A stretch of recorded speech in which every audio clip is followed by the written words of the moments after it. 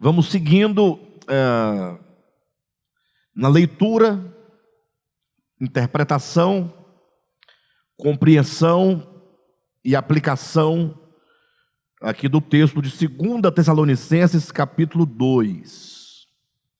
Vou convidar a todos a lerem comigo a partir do versículo 5 em diante.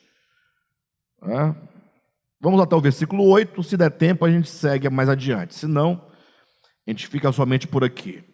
Não se lembram de que quando eu ainda estava com vocês, costumava lhes falar essas coisas?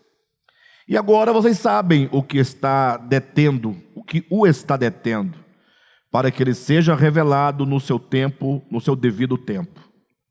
A verdade é que o mistério da iniquidade já está em ação, restando apenas que seja afastado aquele que agora o detém.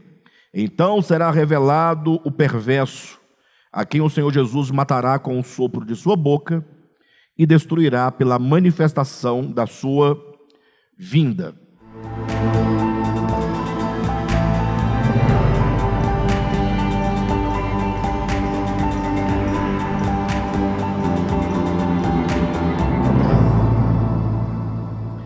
Queridos, vejam, vamos retomar aqui. Veja que o versículo 5 começa dizendo: não se lembram de que, quando eu ainda estava com vocês, costumava lhes falar essas coisas? Ora, de que coisas o apóstolo Paulo está falando? A que coisas ele está se referindo? Ele disse: quando eu estive com vocês, quando eu estava com vocês em Tessalônica, eu costumava falar acerca desses assuntos, dessas coisas que agora estamos falando. É o que vamos encontrar no versículo 3 e 4, ele falando acerca da apostasia e do amadurecimento do homem da iniquidade, aquele que se levanta contra tudo que se chama Deus ou objeto de culto, a ponto de assentar-se no santuário de Deus, ostentando-se como se fosse o próprio Deus. E é preciso, queridos, eu vinha hoje para cá pensando nesse texto e também fazendo uma relação com a nossa experiência cristã. Isso porque quando nós lemos um texto, fatalmente é necessário que nós, ao lermos, sobretudo o texto bíblico, nós façamos sempre uma relação com os ensinamentos, com o espírito do texto, com a nossa experiência humana, para que nós possamos não somente obter um conhecimento acerca de algo, mas que nós possamos de alguma maneira sermos melhorados. O estudo da Escritura visa esse melhoramento. Afinal, a Escritura tem o objetivo de dar o testemunho acerca da verdade, acerca de Deus, acerca do seu Filho, acerca do homem, acerca do pecado. E esse ensinamento é o discipulado, O Senhor está nos ensinando, Ele está nos discipulando, Ele está nos disciplinando, na medida em que nós entramos em contato com a palavra e nos deixamos, portanto, ser por ela instruídos. Então, vindo para cá, pensando acerca desses dois grandes temas que ele coloca aqui no capítulo 2, que é a apostasia e a manifestação do homem do pecado, o amadurecimento e manifestação do homem do pecado. Nós falamos disso na semana passada, um pouco na semana retrasada, mas só para os irmãos entenderem, esse texto situa-nos dentro de um tempo profético em que haverá a grande apostasia. Então, quando se lê textos proféticos, geralmente nós costumamos projetá-lo à frente, Ou seja, virá um tempo em que a apostasia virá. Mas devemos nós entender que a apostasia não é algo que acontece do dia para a noite. Apostasia é um estado de consciência que se coloca em oposição a Deus. E olha que nós já temos sido advertidos que o se colocar em oposição a Deus não é necessariamente aquele que está desbravando palavras de blasfêmias contra Deus. Esse está declarando, está claro, está visível, está patente, mas mesmo aqueles que com os lábios, paz, minha irmã, não proferem palavras de blasfêmias, mesmo que com os lábios traga o nome de Deus, o nome de Jesus e do Evangelho, esses podem sim estar dentro de um processo, né, de apostasia, na medida em que nós, embora tenhamos o nome de Deus e nós arrogamos a autoridade das Escrituras, mas se porventura nós não tivermos nenhum vínculo, nenhuma relação concreta, real, de amor, né, e de discipulado para com essa verdade, então o que nós falamos pode não significar absolutamente nada, né? As palavras, elas só tendem a ter algum valor quando proferidas e professadas de coração, verdadeiramente. De modo então que, como a apostasia, ela não pode acontecer do dia para a noite, não é? Assim como, por exemplo, a noite é um símbolo de apostasia. Por exemplo, quando nós lemos João capítulo 9, Jesus fala assim: olha, façamos as obras de Deus enquanto é dia, porque virá a noite quando ninguém poderá trabalhar. Então veja que a noite ali que Jesus faz menção, não é a noite física, essa noite da rotação da terra, não é? Mas é essa noite da terra que nós conhecemos. Agora, por exemplo, pelo menos aqui no Brasil, está de noite, mas essa noite ela está aqui para representar o período de profunda treva espiritual na mente, na consciência e no coração dos homens. Jesus aponta então, ele usa a noite que nós conhecemos para representar esse tempo. Então, se você tem aqui, por exemplo, a noite como sendo um significante que aponta para o significado são as trevas, não é? Do entendimento, as trevas na consciência. Então você olha para o significante, que é a noite física, para você compreender como pode ser então a apostasia. Você toma um pelo outro, é assim que você lê uma parábola. E olha que a parábola, ou a alegoria, ela fala muito mais do que as próprias palavras, porque Jesus fala, façamos as obras de Deus enquanto é dia, porque vem a noite quando ninguém pode trabalhar. São poucas palavras, mas se você agora tomar a noite enquanto símbolo, e começar agora a verificar, a olhar essa metáfora, você vai vendo que o entendimento vai se ampliando. Por exemplo, você está em pleno meio-dia, na luz meridiana, na luz maior. E aí então o dia começa, a partir do meio-dia, a se declinar. Sim ou não? Ele começa a se declinar. 1h da tarde. Você não percebe que o dia está se declinando. Mas a relação de 12 horas, que é a luz meridiana, para 1 hora tem declínio. Ou não tem declínio? Não é? Para as 14 horas, vamos colocar para nós entendermos, o dia está se declinando, mas você não desconfia da chegada da noite, mas percebe que o dia está se declinando. Às 16 horas, às 17 horas, quando às 18 horas você começa a desconfiar que o dia está se declinando. Mas ele já vinha se declinando desde 12 horas e 1 minuto, já estava se declinando. Mas você não desconfiava, mas você passa a desconfiar a partir das 18 horas. E aí você se depara com o pôr do sol, que é bonito, o arrebol. O arrebol é quando as trevas da noite se encontram com a luz do sol, com os raios solares.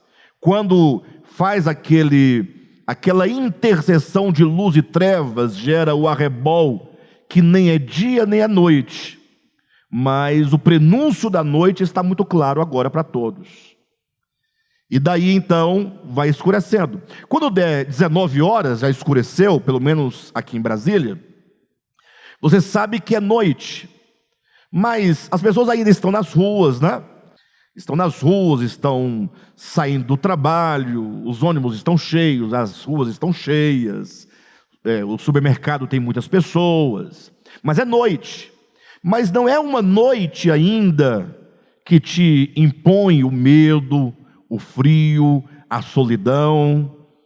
Daí quando dá as 21, 22 horas, que as pessoas já se recolheram na sua maioria, né, que só encontram os guardas ou os embriagados, 23 horas, meia-noite, você fala assim, estou na mais densa noite. Ao contrário do meio-dia, que é a luz meridiana, a densa noite está por volta da terceira vigília, por volta das 2, 3 horas da manhã, é onde a noite pesa mais densa, mais escura, mais sombria, mais solitária, que impõe maior medo, maior frio, é onde está ali na sua maior força, vamos colocar nesse sentido.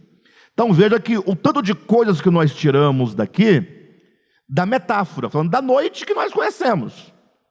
Assim também é a noite espiritual, que a noite física representa.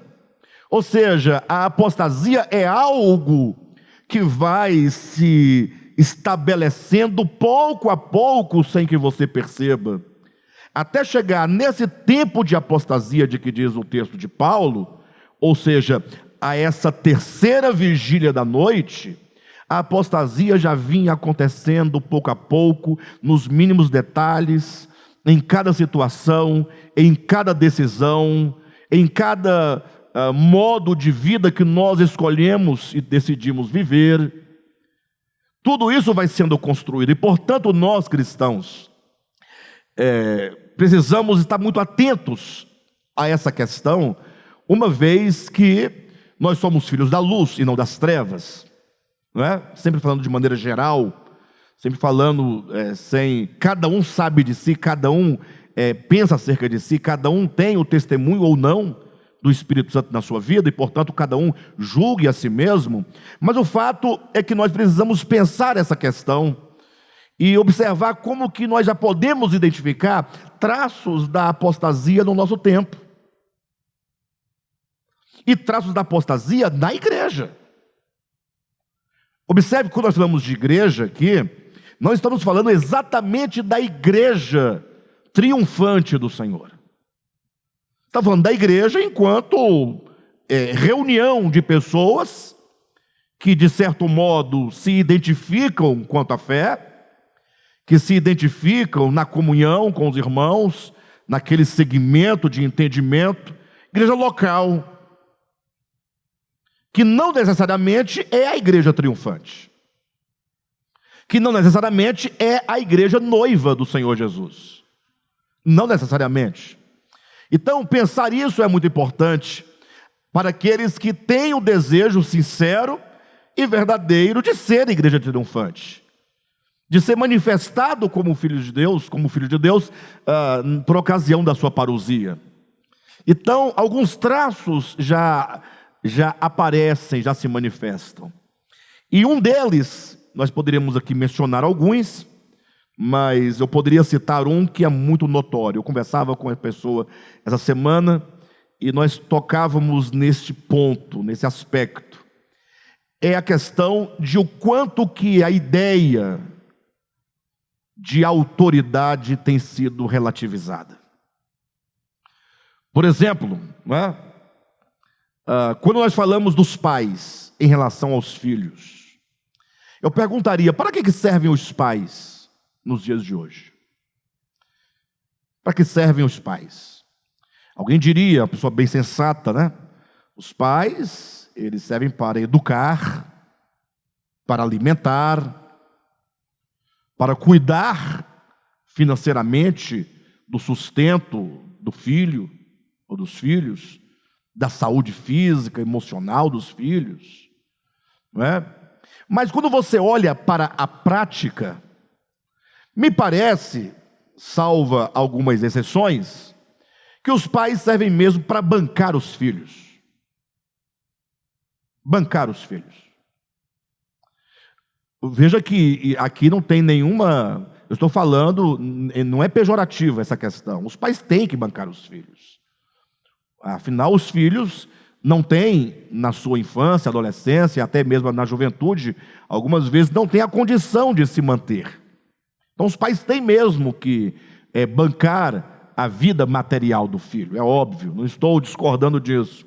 Mas me parece que se reduz a esse fator, porque os pais têm todos os deveres da manutenção do filho, mas, embora os pais se esforcem por educar os seus filhos, muito pouco os filhos aproveitam da educação dos pais. Isso porque os pais, nos dias de hoje, perderam completamente a sua autoridade sobre os filhos. Alguém pode dizer, mas os de antigamente talvez tinham mais autoridade. Mas também era somente no chicote, na pancadaria. Apanhávamos de vara, de goiabeira, fio de ferro, tapa na cara, chute, não é?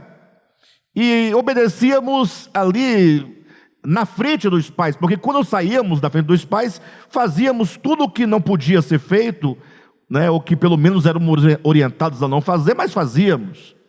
Mas hoje em dia, até mesmo isso se perdeu. Os pais, positivamente, tomaram a consciência de que não podem agredir seus filhos, o que é um crescimento da humanidade.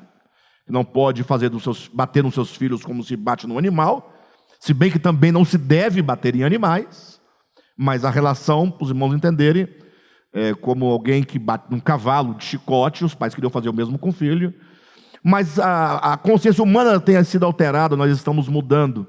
E os pais, então, perdendo ou abandonando o único instrumento de coerção que possuíam, já não possuem mais nada.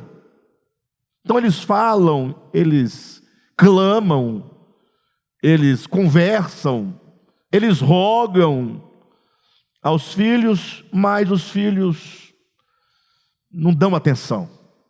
Às vezes zombam do pai, respondem os pais, criticam os pais, não é? Mas Paulo dizia que esse era um sinal de apostasia. Ele vai dizer em 2 Timóteo capítulo 3, que os últimos tempos seriam dias difíceis. E aí ele passa a relatar quais eram as características que teria nesse tempo. Ele diz que os filhos seriam desobedientes aos pais. Mas veja que eu trouxe a questão dos pais para vocês entenderem a relação de uma autoridade divina por meio de um ser humano, que são os pais, sobre outro ser humano. Os pais, eles são autoridades de Deus sobre os filhos. Mas essa autoridade que passa pelos pais não tem sido reconhecida, os pais têm sido desautorizados pelos filhos. Quem está me entendendo? Isso, de um modo geral, é muito patente. Mas eu quero chegar mesmo num outro ponto. É na igreja local. Porque, segundo a revelação do Novo Testamento, as igrejas locais, enquanto comunidades, elas são constituídas de pelo menos, minimamente, 3 categorias de pessoas. Quando se lê em Filipenses capítulo 1, versículo 1, nos é dito, né, Paulo dizendo: saudai aos bispos, aos diáconos e aos santos que estão em Filipos. Quando ele diz, eu estou saudando aqui os bispos, os diáconos e os santos, então pelo menos ele categorizou 3 grupos distintos de pessoas. Os santos são toda a comunidade.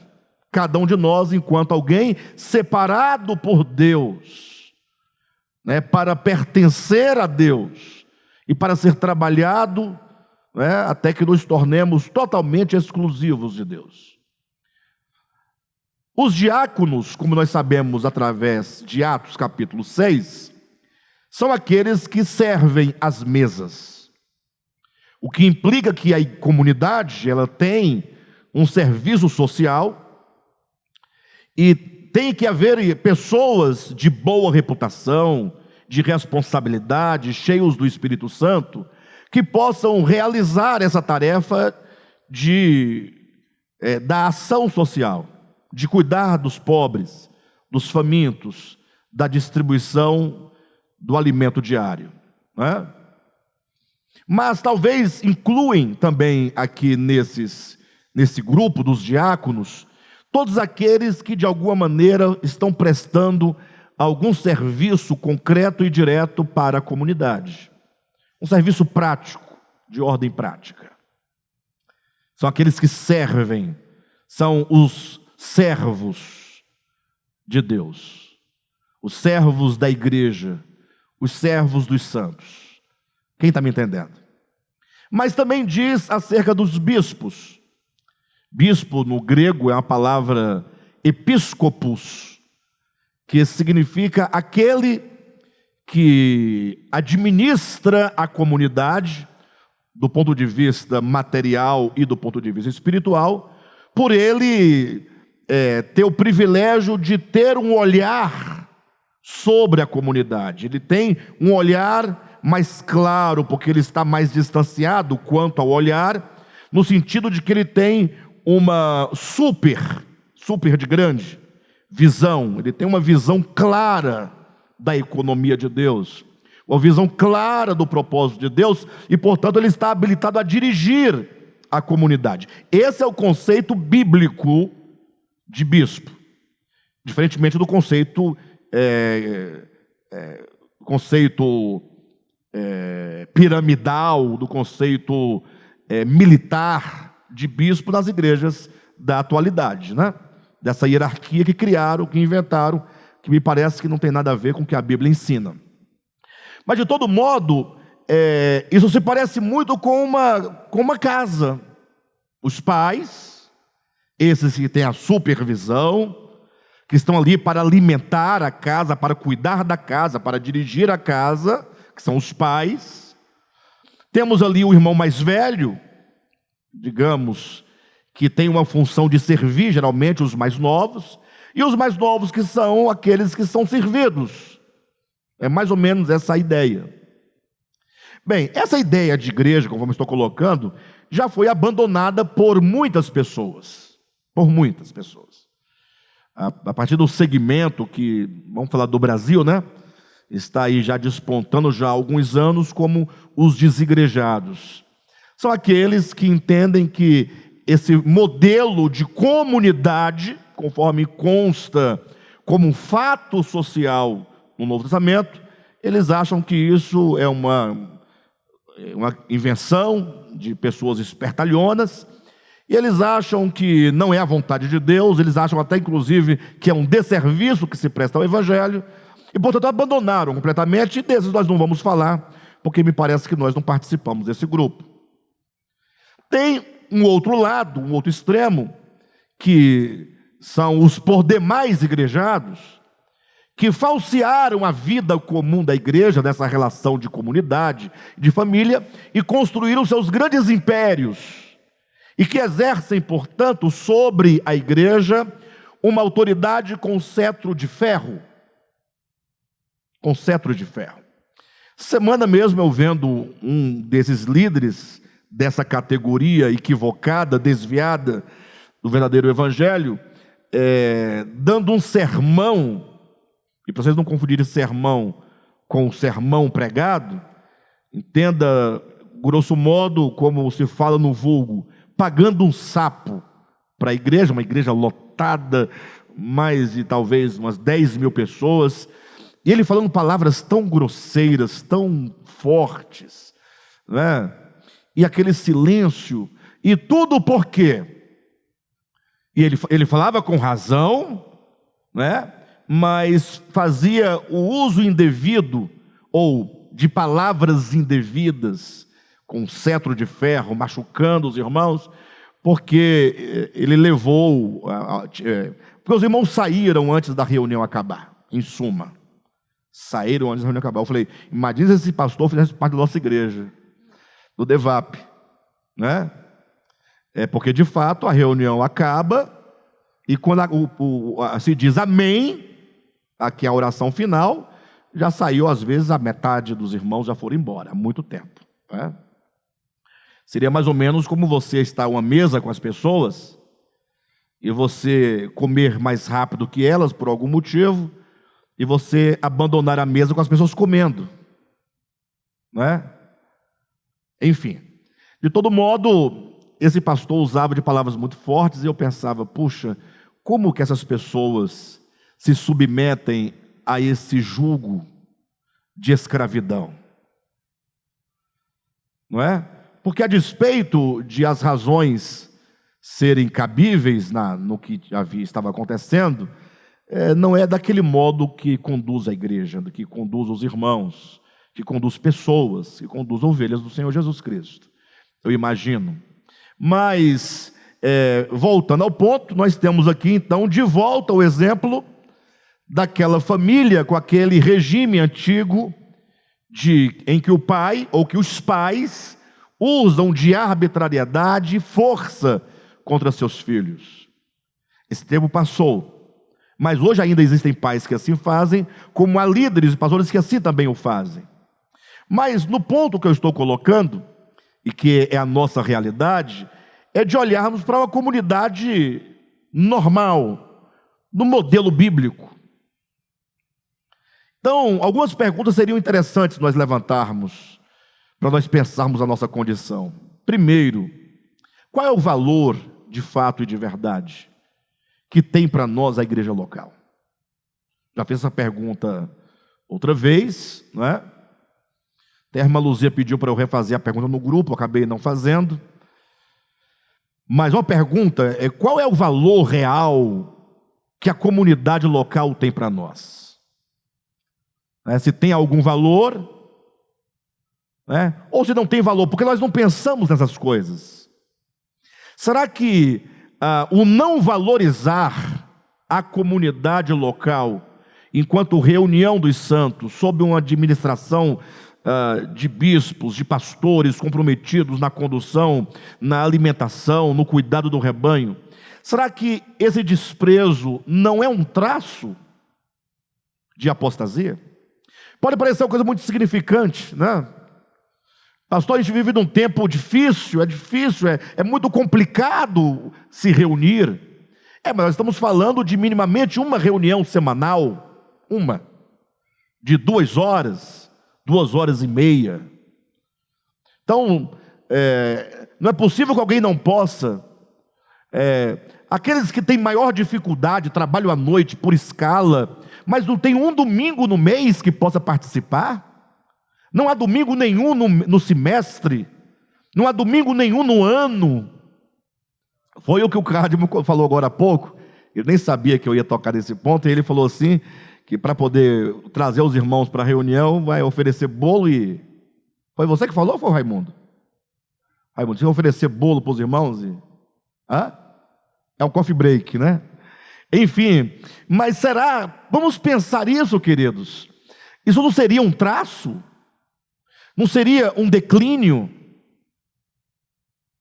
Porque se nós não pararmos para pensar e para nos perguntar sobre isso, pode ser que nós estejamos vivendo nesse processo de chegada da noite, sem nos apercebermos. Estamos por volta de 4:30 da tarde, 16:30, está declinando, mas nós não nos damos conta da chegada da noite, porque é uma coisa que nos parece muito simples e muito banal. Mas eu tenho para mim que isso é um traço. Ou seja, as coisas referentes a Deus, cada vez mais vai perdendo o seu valor. Vai perdendo o seu valor. Eu digo isso porque, a despeito de o quanto cada um de nós fale com os lábios que tem valor, o valor real que nós damos é aquele que nós fazemos acontecer na nossa vida. Porque se eu digo que tem valor, mas na prática qualquer outra coisa é suficiente para me privar daquilo que eu digo que tem valor, então qualquer coisa tem maior valor do que aquilo que eu digo que tem valor. E se qualquer coisa é mais valiosa do que aquilo que eu digo que tem valor, o que tem valor perdeu totalmente o seu valor, e o que ganhou valor é aquilo que eu digo que é menor do que aquilo que eu chamo de valor. Quem está me entendendo? Então isso é um traço. Mas vamos pensar um pouquinho mais acerca desses traços da apostasia. Para que serve a igreja? Qual o valor? Qual é a razão da igreja? Falamos do valor. Vamos falar da razão. Qual é a razão de ser igreja? Por que nos reunir? Por que nos reunir? Então, eu poderia citar aqui muitas coisas, eu não tenho como, o tempo nosso é muito curto, mas certamente, em primeiro plano, a razão de ser igreja e dela participar é a nossa comunhão. É eu em relação a você, é você em relação a mim. Essa vida de relacionamento que hoje em dia está tão escasso. A igreja é um ambiente onde nós, se vivermos de fato a vida da igreja, nós podemos estreitar os nossos laços, podemos curar alguém com a sua presença, com o seu carinho, com o seu abraço, com o seu sorriso. Podemos compartilhar uns com os outros as necessidades, porque nós já não estamos distantes, estamos agora próximos. E é nessa aproximação que nós podemos então nos conhecer melhor, que nós podemos inclusive estar habilitado a ajudar efetivamente aquele que está próximo de nós. Porque quando estamos distantes, nós somos apenas números. Mas quando nós vivemos em comunidade, isso tende a mudar se levarmos a sério que a comunhão é algo extraordinário e de valor fundamental para o ser igreja. Agora, a igreja também tem o papel interessante, porque é por meio da pregação da palavra que todos nós somos apacentados. Ou seja, todos os crentes, eu parto do pressuposto de que ele entende a metáfora da ovelha. Por que Deus chama os homens, todos os homens da terra, em relação a ele, de ovelhas? Salmo 100, 104, eu não sei, não lembro exatamente qual o salmo, mas é o salmo, está entre os 100 lá, entre os 100, em que em que o salmista vai dizer, né, que nós somos todos ovelhas do seu rebanho, que todas as terras são ovelhas do rebanho do Senhor. Então essa metáfora fala do pastor e do cuidado do pastor para com esse rebanho, de Deus para com os homens. Chegando na igreja, nós vemos que como eu posso colocar, essa função divina, essa obra divina de pastoreio, ela passa pelos pastores. Os pastores devem apacentar o rebanho de Deus. Mas a pergunta é: como os pastores apacentam o rebanho de Deus? De que maneira as ovelhas do rebanho do Senhor são apacentadas? De que maneira? E aí nós temos que ser corrigidos, porque me parece que o que se entende por pastor é aquele que vai ao funeral, fazer a cerimônia de funeral para a família. Pastor, cadê o pastor? Chegou? É ele que vai conduzir aqui os trabalhos. O pastor é aquele que vai visitar o enfermo, o irmão quando está enfermo. É aquele que realiza cerimônias de casamento. É aquele que certamente estará no culto de domingo, porque ele tem um papel de dar aviso, de fazer o sermão, essas coisas ele tem que fazer. Então ele acha que quando o pastor faz essas coisas, ele está apacentando. Mas veja que o apacentamento ele é divino. E, portanto, ele só pode ser feito por um instrumento divino. E o apacentamento que as ovelhas do Senhor recebem é certamente por meio da palavra de Deus. Querem ver? A pergunta é: quem é que vai visitar, já que o pastor é o que visita, quem é que vai visitar o pastor quando ele está enfermo? Então, o outro pastor é o Josué que vai me visitar. E se o Josué não estiver em Brasília, então o pastor Alexandre fica sem visita. Por quê? Porque quem visita é pastor. Então, não é pastor, então você não deve fazer. Quem é que se preocupa quando na família do pastor tem tribulações, doenças na família? Quando morre um, depois morre outro, e já tem outro na fila para morrer também. Quem é que se preocupa? Ninguém se preocupa. Veja como o nosso conceito de apacentamento está equivocado. Está totalmente mudado, né? Então, a igreja, ela é apacentada por meio da palavra de Deus. Ou seja, se a ovelha ser apacentada é ser conduzida, ser curada, ser protegida, não é? Ser curada, ser alimentada, protegida, cuidada, é o apacentamento. De que maneira podemos conduzir a igreja do Senhor? Alimentando, protegendo, curando, se não por intermédio da palavra de Deus. O que é um rebanho bem pastoreado? É um rebanho que tem a palavra de Deus abundantemente como alimento. O que é uma igreja bem pastoreada? É uma igreja que está protegida dos predadores, mediante o entendimento ministrado da palavra de Deus. Como é que a ovelha é curada? Mediante a ministração da palavra de Deus. Então, quando a palavra de Deus é abundante no rebanho, este é um rebanho bem pastoreado, bem cuidado. Só que temos um grande problema aqui. Como nós começamos dizendo que um dos traços da apostasia é a relativização da autoridade, nós temos aí que há tanto a figura dos pastores, quanto a própria palavra e cuidado ministerial que é dispensado também tem sido relativizado.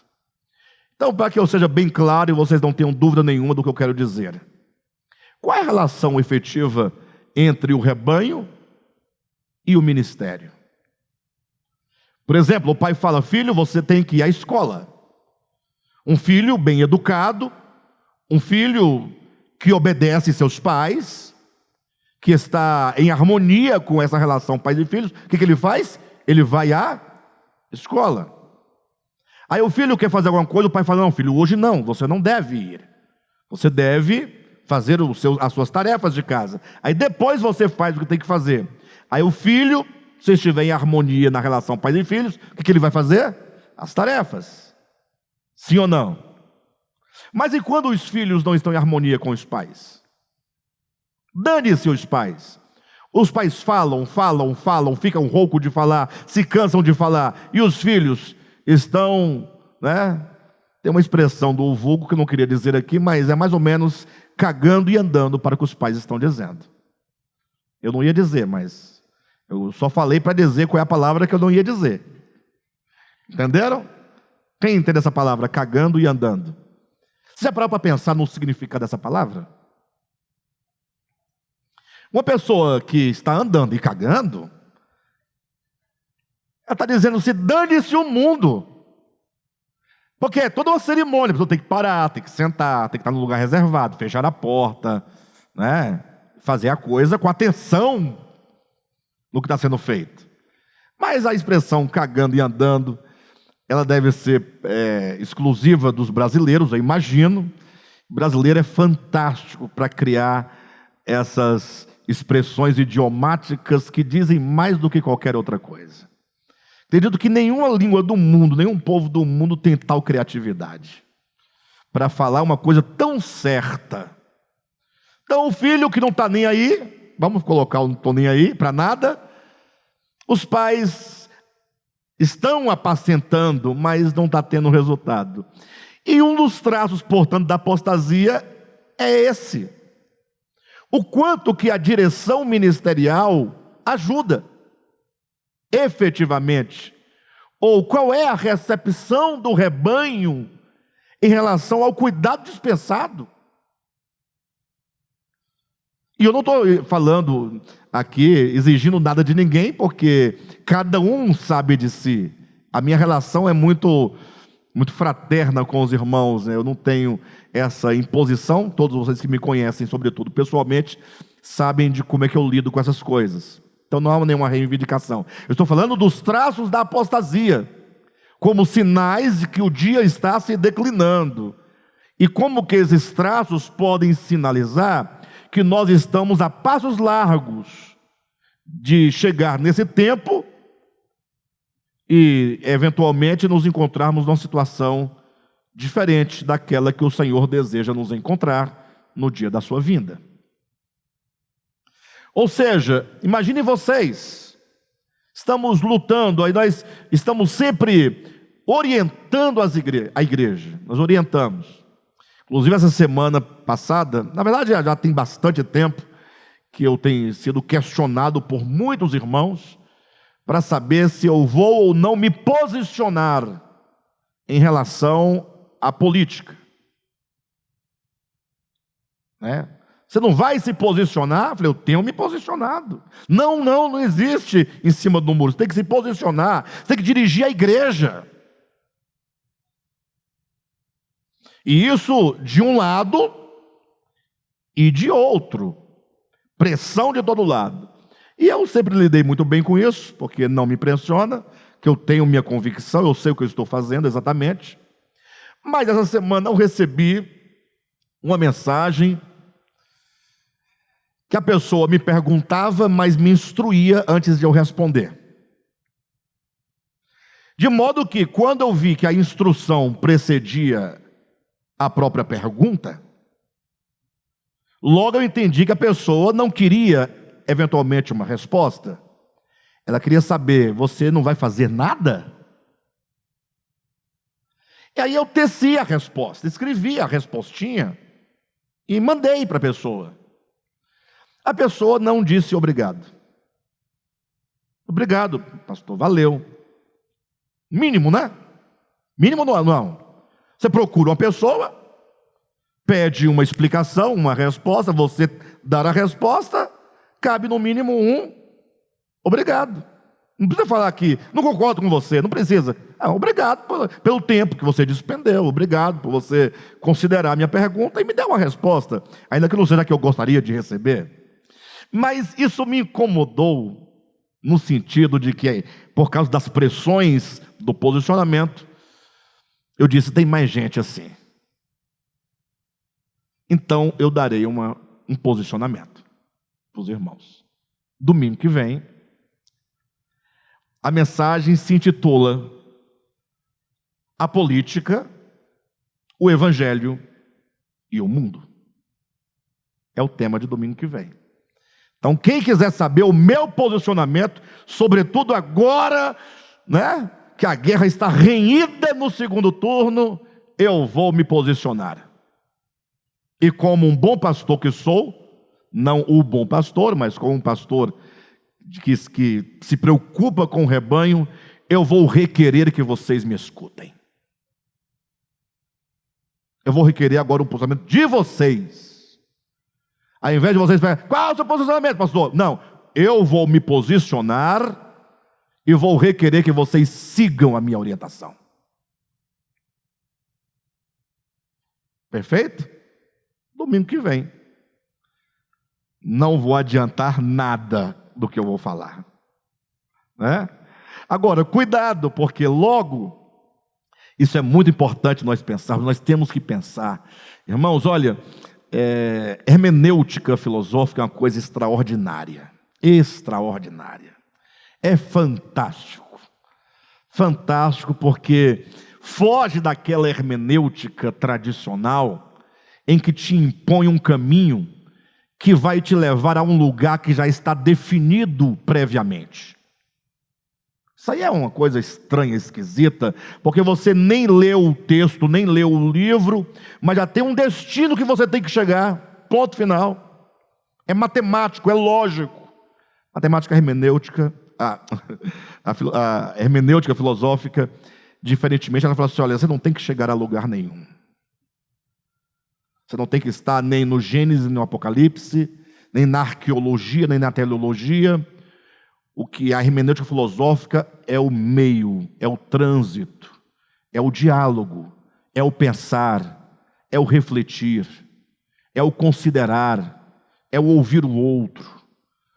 Então, isso é muito impactante, porque nós que temos posicionamentos muito fortes, logo, mesmo sem ouvir a mensagem de domingo, que vai requerer um posicionamento da igreja, a pessoa já pensa assim: pois se querer que eu vote no fulano, nem adianta.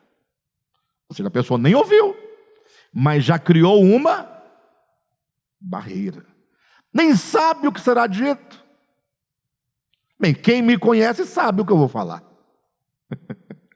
Quem me conhece, né?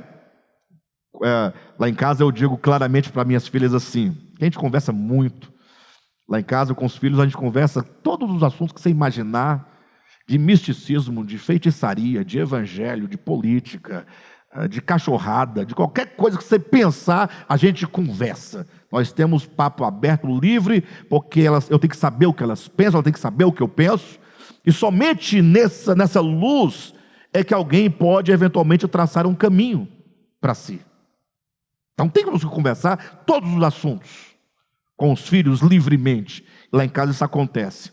E eventualmente eu falo: filha, olha, eu sou um meio paradoxal, porque se eu for olhar para a força da minha carne, né, para o meu coração ainda carente de Deus, tão distante de Deus, eu diria que é assim que eu penso. Entretanto, nós cremos no Evangelho. Quem está me entendendo? Nós somos discípulos do Evangelho. Nada podemos contra a verdade a não ser em favor da verdade. Ou seja, se nós somos discípulos da verdade, pode arrancar o nosso fígado, o nosso coração, mas nós precisamos sempre declarar o Evangelho. Porque já basta aquilo que nós não damos conta, eventualmente, que acontece. Porque como nós não somos ganhos plenamente ainda, estamos no processo, eventualmente nós somos pegos e somos derrubados na força, no ímpeto de momentos, de situações. Ou vocês não são assim também? Só eu que sou assim. Então, basta essas coisas, né? Bastam essas coisas que nós ainda não temos pleno controle sobre elas, porque às vezes vem primeiro, antes que a razão raciocine. Muitas vezes acontecem coisas que você pensa depois que fez, mas o pensamento, por um momento, ele apaga da sua memória, da sua mente. Não sei se vocês estão me entendendo, se as palavras são essas mesmas. Então bastam essas coisas. Agora, com respeito a nos posicionarmos, nós precisamos de refletir sempre o Evangelho. Sempre o Evangelho. Então, eu farei isso em nome do serviço que nós devemos prestar à igreja, ao corpo de Cristo, ao rebanho do Senhor, e eu vou requerer que a igreja escute, que a igreja receba e que a igreja cumpra. Amém? Bem, lógico que isso não vai resolver nada, né? Já sei que não vai resolver muita coisa. E por qual motivo? Por causa do traço de apostasia, em que dizemos nós que há valor na igreja local, dizemos nós que há valor em que haja condução ministerial na igreja local, dizendo nós que a palavra de Deus é aquela que deve determinar e governar nossas vidas, nós, ao sairmos do local de reuniões, ou ao desligarmos o computador para os que assistem de casa, parece que tudo se apaga. É a semente jogada à beira do caminho. Talvez isso explique porque nós somos ainda tão infrutíferos. Porque a semente não tem como frutificar. Bem, então, tudo isso é para dizer que devemos nós estar atentos, porque a apostasia, ela é o quê? Progressiva, gradual. Ela vai ganhando terrenos e espaços no nosso coração, pouco a pouco. E nós não vamos percebendo, porque embora o dia esteja se declinando, ainda não conseguimos enxergar as densas trevas que nos esperam. Então, pouco a pouco nós vamos sendo vencidos, pouco a pouco vamos sendo ganhos, e aí o império das trevas vai ganhando terreno no nosso coração, e nós não vamos percebendo. É mais ou menos como se você fosse traçar uma linha reta. Então você tem aqui um ponto A, e aqui exatamente na mesma direção, lá no final, um ponto B. Então você tem que começar a sua linha reta até chegar no ponto B sem se desviar. Uma linha reta, de ponto a ponto. Quem está me entendendo? Mas aí, na medida que você vai fazendo a linha, você vai se distanciando milimetricamente, quase que imperceptível, coisa muito insignificante. Imagina que a cada metro você vai saindo um pouquinho, e com o olho nu não dá para perceber que você está se desviando. Mas quando você chegar lá, onde você deveria chegar, você vai perceber a distância que você está do ponto onde você deveria ter chegado. A linha começou reta e foi aos poucos se afastando. E você fez uma linha reta, mas uma linha, quase que transversal. Você não fez de ponto a ponto. Então precisamos estar atentos a essas coisas. Paulo diz aos irmãos de Tessalonicenses, ou de Tessalônica, desculpe-me, que quando ele estava com esses irmãos, ele costumava falar acerca da apostasia, acerca do homem do pecado. Então, apostasia enquanto o tempo e, sobretudo, a condição de consciências de maior densas trevas, em que o homem terá perdido muitos valores, ou quase todos os valores, se não todos os valores. Quando o homem estará pronto para dar as costas a Deus, para virar as costas a Deus, porque ele já se tornou um homem do pecado amadurecido. Então, o que é o homem do pecado? É o homem relacionado ao pecado, é o homem pecador, é o homem que peca. Mas não é simplesmente o homem que peca, é o homem que permitiu que o pecado o dominasse, a tal ponto de agora esse pecado original, que é esse engano, esse ego, se intronize completamente na consciência e no coração, para dominar sobre as vontades do homem, sobre suas sensações, sobre seus sentimentos e sobre as suas ações. Então Paulo dizia que ele já falava isso já naquele tempo à igreja de Deus. E aí nós temos então o versículo 6, quando ele diz: e agora, capítulo 2 de Tessalonicenses, e agora vocês sabem o que o está detendo. Detendo o quê? O homem do pecado. Ou seja, existe algo que impede que este homem amadureça, no sentido de humanidade, no sentido coletivo, no sentido de todos os homens. Pode ser que, como houve na história, homens que atingiram esse clímax de amadurecimento do homem do pecado, que é o exemplo de Nirode, é o exemplo de Nero, Antíoco Epifânio, e tantos outros nomes que a história nos deixa claro que eles atingiram o píncaro da rebelião contra o Senhor, contra Deus, mas coletivamente, enquanto humanidade, Existe algo que impede que isso aconteça.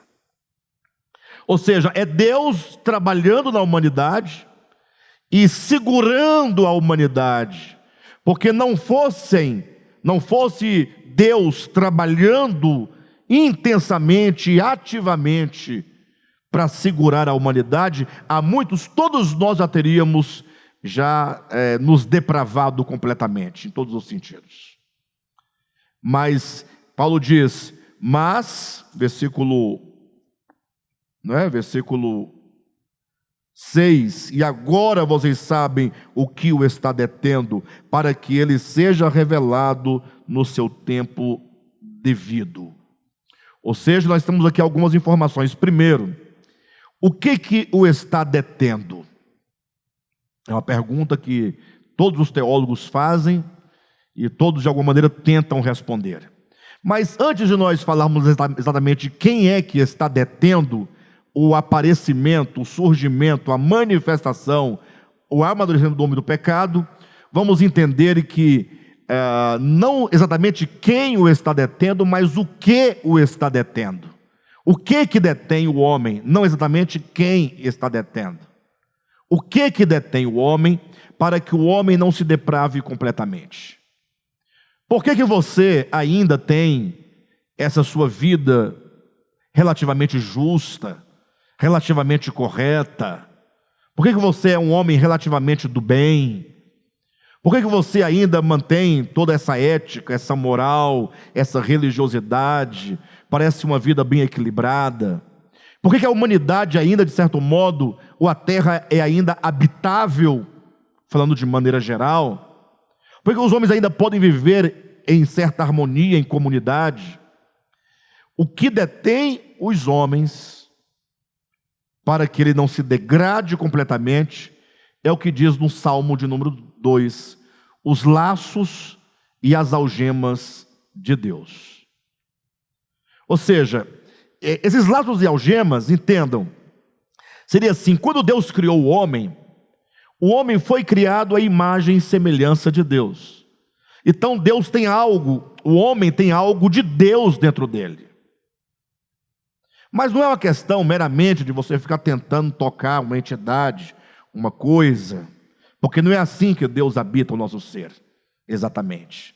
Ficar tentando tocar, eu vou tocar esse Deus interior. Então vou fazer aqui um yoga, vou fazer aqui uma meditação, fazer um exercício 446, não, nada disso. O que exatamente como acontece? Porque o homem é criado à imagem e semelhança de Deus, o homem traz dentro de si os traços de Deus, os traços da divindade. Deus é a justiça, Deus é o amor, Deus é a equidade, Deus é a misericórdia, Deus é o perdão, Deus é graça, Deus é cuidado. E todos esses traços de Deus se encontram dentro de nós. Não são nossos, absolutamente. Os crentes lutam e pregam e discutem uns com os outros para tentar dizer que o homem é salvo pela graça. E de fato o homem é salvo pela graça. Não poderia ser de outra maneira. Porque se fosse para o homem obter salvação por meios próprios, que não fosse a graça divina, o homem jamais conseguiria. Mas eu não vou discutir que o homem é salvo pela graça, eu vou dizer que o homem vive pela graça, ele existe pela graça. Somos o que somos pela graça. Tudo é graça divina, tudo é dele, nada é nosso. Eu não tenho bondade minha, eu não tenho justiça minha, porque quando eu sou justo, poxa, o Alexandre é justo. Bem, pode ser que aconteça, mas essa justiça que exerço é divina, são laços, são algemas, ou seja, eu estou amarrado organicamente ao Criador, porque os traços do Criador me constituem, os traços do Criador me determinam. Só que os homens, conforme o Salmo de número 2, eles caminham no sentido de falar: nós não queremos estar ligados ao Criador, nós queremos o nosso próprio reino. Um dos grandes erros da nação de Israel foi exigir de Samuel que lhe desse um rei. Foi um dos grandes erros. Queremos um rei. Todas as nações têm os seus reis. Por que nós não temos o nosso rei? Ora, essa atitude do povo de Israel é como que dissesse: tudo bem, Deus é o rei, tá, nós já sabemos disso, mas nós queremos o nosso rei, o nosso governo, que nós queremos nós mesmos, por meio do nosso soberano, que não é Deus, nós queremos um homem, definir os nossos destinos, ou o nosso destino. Isso é uma tendência exatamente de falar: não queremos estar ligado ao Criador. Desde o Éden, pegando pela revelação das Escrituras, que o homem tem essa tendência de falar: não, eu quero o meu caminho, eu quero a minha vida, eu quero o meu reino, eu quero estabelecer o meu destino. Essa arrogância de achar que nós somos capazes. Então são os laços e as algemas do Criador, que são os traços da divindade no homem, que nos mantém ainda nesse equilíbrio.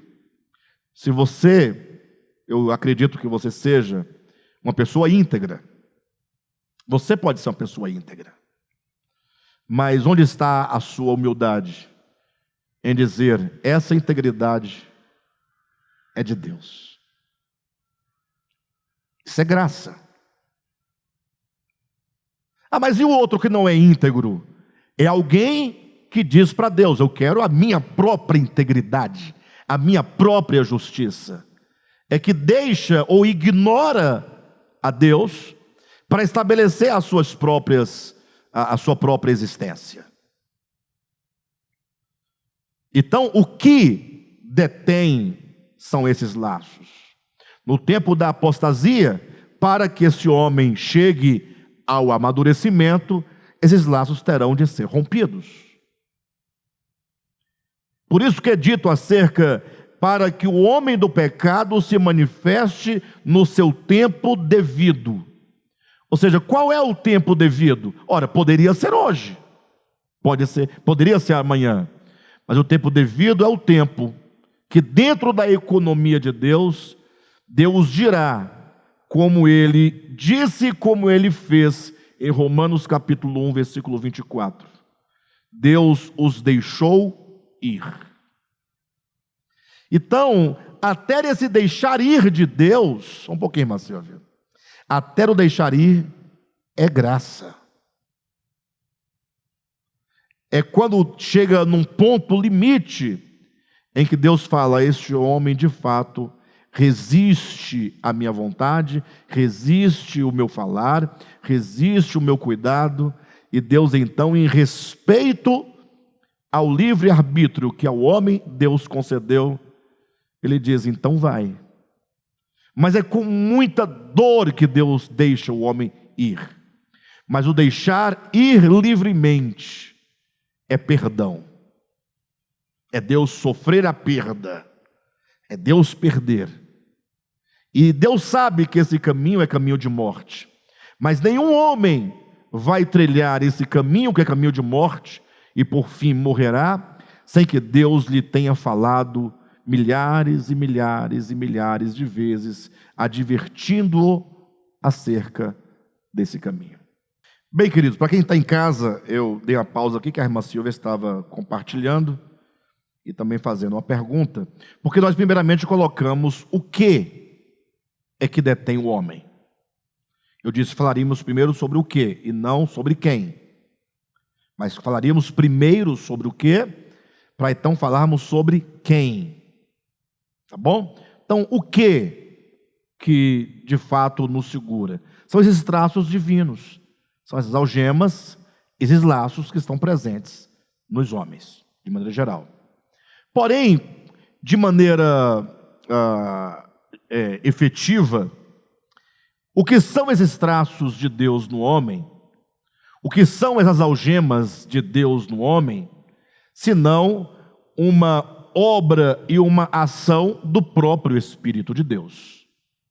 Então, é lógico que esse texto de Tessalonicenses, capítulo 2, nos fala de que até que seja afastado aquele, não o que o detém, aquele que o detém. E esse aquele, chegamos agora no que a irmã Silvia perguntou, é exatamente o Espírito Santo. Então, é aquilo que de Deus está em mim, esses traços de Deus que estão em mim, que são laços e algemas, ora, não pode ser outra coisa senão o quê? A própria essência divina em mim.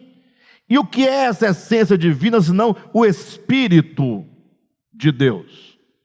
O problema é que a teologia nos confundiu tanto, que quando você fala a palavra, quando você fala o Espírito de Deus, você pensa numa entidade, a parte de Deus. O Pai, uma entidade, o Filho, uma entidade, o Espírito Santo, uma entidade. Você pensa logo, o Espírito de Deus é uma entidade à parte de Deus. E a teologia insiste em dizer que o Espírito de Deus não é o Pai, não é Deus. Como não? Se o Espírito é dele, como é que é uma coisa à parte dele? Então, nós temos que desautomatizar esses termos que estão tão automatizados na nossa cabeça. Quando a gente fala anticristo, você pensa num homem que vai surgir, que vai fazer isso, aquilo, outro. Você não para pensar na palavra anti, é contrário, oposto, opositor a Cristo. Tudo que se opõe a Cristo é anticristo. De modo então que o Espírito de Deus, que é o que o detém, é o próprio Espírito, é a essência divina no homem. Como homem, por isso eu comecei dizendo que nós fomos criados à imagem e semelhança de Deus. E quando é que Deus comunica ao homem a sua imagem e semelhança, senão quando Ele sopra no homem o seu Espírito? Então esse Espírito soprado, que é o Espírito divino, que é o Espírito Santo, é essa marca divina no homem. São esses traços. E na medida que esse Espírito divino no homem, de certa forma, está agindo sobre ele para mantê-lo num certo controle, então, essa obra e essa ação divina de controlar o homem é o que impede que o homem chegue ao estado de apostasia plena. Só que está dito que chegará um tempo em que aquele que o detém será afastado. Daí, eu vou encerrar agora, porque o horário já está avançado, nós continuaremos na semana que vem, mas só para vocês irem refletindo, daí que muitos pensam que o Espírito Santo vai sair da terra. Os que acreditam que aqui é o Espírito Santo, e eu acredito que seja, sim, o Espírito Santo, mas ele pensa que o Espírito Santo vai sair da terra. E não é esse o sentido do texto, porque o Espírito Santo não pode sair absolutamente de lugar algum. Porque se o Espírito Santo sair da terra, logo, ele não pode ser onipresente. Aí basta só o Salmo 139 para você entender que não tem para onde ir o Espírito de Deus. Não tem como o homem fugir do Espírito de Deus, porque ele está e preenche todas as coisas. Perfeito? Então, o que significa ser afastado aquele que o detém? É que a obra, que é essa graça comum de detenção do amadurecimento do pecado, essa obra deixará de ser efetuada enquanto ação, não enquanto presença. Tá bom? Queridos, já são 10:10, nosso tempo está bastante esgotado, eu vou parar por aqui. Na semana que vem nós vamos dar continuidade falando sobre até que seja afastado aquele que o detém. Vamos partir exatamente deste ponto na próxima quarta-feira, tá bom?